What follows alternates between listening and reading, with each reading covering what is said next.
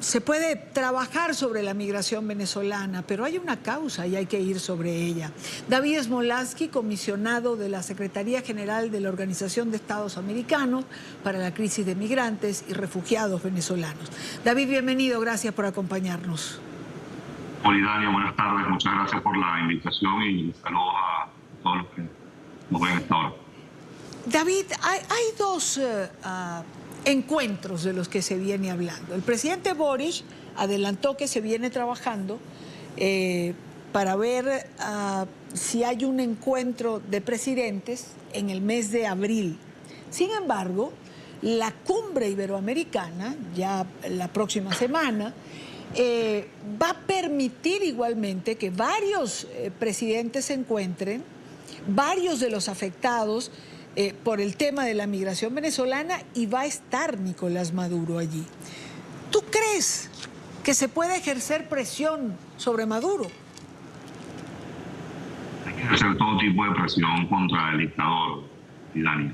Las peores consecuencias que hemos padecido los venezolanos de una dictadura que ya va a cumplir 25 años es que 7.2 millones de personas hoy estemos desparramadas por todo el mundo. En Colombia ya hay 2 millones y medio de migrantes y refugiados venezolanos. En Perú ya hay 1,5 millones y en Chile hay 500,000. En Ecuador, que estuvimos trabajando recientemente en ese país, también hay más de 500,000 migrantes y refugiados venezolanos. Mientras Maduro siga perpetuándose en el poder, lamentablemente serán muchos más los venezolanos y venezolanas que sigan huyendo del país por distintas razones. Por falta de comida, por falta de medicinas, por falta de servicios públicos, por la inseguridad, por la violación sistemática a los derechos humanos. Porque esa propaganda que quiere hacer el régimen que Venezuela se arregló, pues nada más lejos de la realidad. Y en todo caso, si se arregló en unas pequeñas burbujas, como llamamos en Venezuela, de algunas ciudades. Pero basta con recorrer unos pocos kilómetros para tropezarse con personas que siguen cocinando con leña, para tropezarse con personas que se levantan todos los días sin poder acceder al agua potable, con personas que hoy no tienen a un familiar que fue víctima de inseguridad, que fue asesinado por grupos armados. Eso es lo que sigue padeciendo en Venezuela. Y mientras no se resuelve la causa, que no es otra que un cambio de régimen que nos pueda llevar hacia un país donde haya democracia, donde haya Estado de Derecho, donde haya libertades, lamentablemente seguirán huyendo venezolanos del país, como el último año. En el último año han huido, se estima, al menos 1.200.000 personas se han ido de Venezuela entre marzo de 2022 y marzo de 2023. Esa cifra ¿está incluida dentro de los 7 millones de los que hablamos siempre? ¿O esa cifra...? Sí. No, porque el año pasado, el primer trimestre de 2022, éramos aproximadamente 6 millones de migrantes y refugiados. Y hoy estamos ya en 7.2 millones de migrantes y refugiados. Y fue una cifra que, por cierto, esta semana se compartió en la Conferencia Global en Solidaridad con los Migrantes y Refugiados, que se celebró en Bruselas, que justamente lo que busca es mayor proactividad de la comunidad internacional para brindarle atención a quienes siguen huyendo del país y también brindar atención a los países de acogida, porque países como Colombia, Ecuador, Perú, Ecuador, República Dominicana, Guyana, entre otros, pues están sobrepasados en sus capacidades, porque tienen sus propias limitaciones de infraestructura, de servicios presupuestarios, porque tienen niveles altos de pobreza. Yo destaco mucho lo que está pasando en el Caribe, y Dani. En Trinidad y Tobago hay más de 40.000 venezolanos, en República Dominicana hay cerca de 120.000 venezolanos, entre Curazao y Aruba aproximadamente hay 40.000 venezolanos, en Guyana hay más de 30.000 venezolanos. Estamos hablando de que Venezuela en algunas de esas islas, los venezolanos en algunas de esas islas, como en Curazao y Aruba, representa más del 10% de la población. Entonces, esta es la crisis migratoria más grande del planeta con la ucraniana, y la Ucrania bien sabemos por qué sucedió, por una invasión de Rusia que empezó hace 13 meses, que por cierto, hoy pudimos conocer que quien ordenó esa invasión tiene una solicitud de arresto ante la Corte Penal Internacional. Sí. Lo que quiere decir es que Cuando veas las barbas de tu vecino arder, pon las tuyas en remojo. Y eso va con Nicolás Maduro, que tarde o temprano este tipo de medidas pueden llegar, porque Maduro es responsable de crímenes de lesa humanidad, y precisamente por crímenes de lesa humanidad son muchos los venezolanos que para sobrevivir han tenido que huir del país. La pregunta, David, evidentemente es un problema que tienen que arreglar los venezolanos puertas adentro, pero cuando yo escucho voces como las de Gabriel Boric o el diputado de Rementería, cuando señala esta crisis migratoria es responsabilidad de Maduro, hay que sentarlo y presionarlo. En estos encuentros de presidentes es lo que me pregunto. Es decir, ¿hay espacio para esto? ¿Alguien habla con Maduro? ¿Alguien le dice por qué tenemos todos que estar manejando esta crisis que solo tú produces?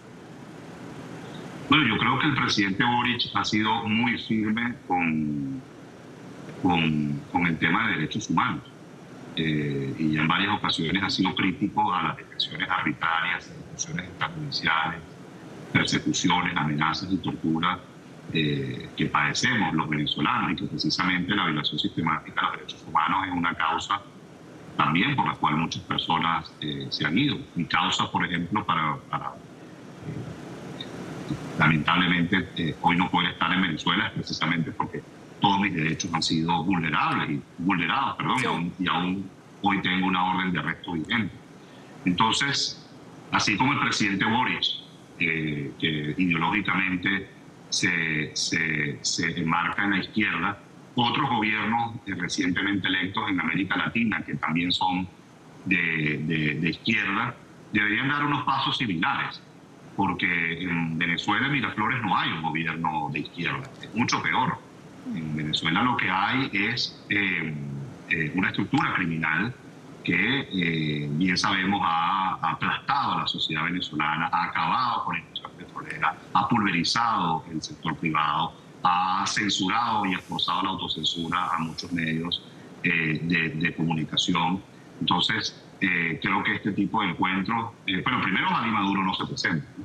Primero que nada, porque recordemos que Maduro hoy está sancionado y está buscado por la justicia de los Estados Unidos porque utiliza dinero de actividades ilícitas para financiar actividades terroristas. Claro. Ahora, si se llegase a presentar Maduro a esa reunión, yo espero que distintos jefes de Estado pues, le transmitan cara a cara lo que Maduro no solamente le ha causado a los venezolanos, sino el impacto que tú estás teniendo en la región. Porque, Idania, si algo no se puede ocultar en la región es la migración venezolana. Tú me has entrevistado en otras ocasiones, y perdóname que descienda un poco más.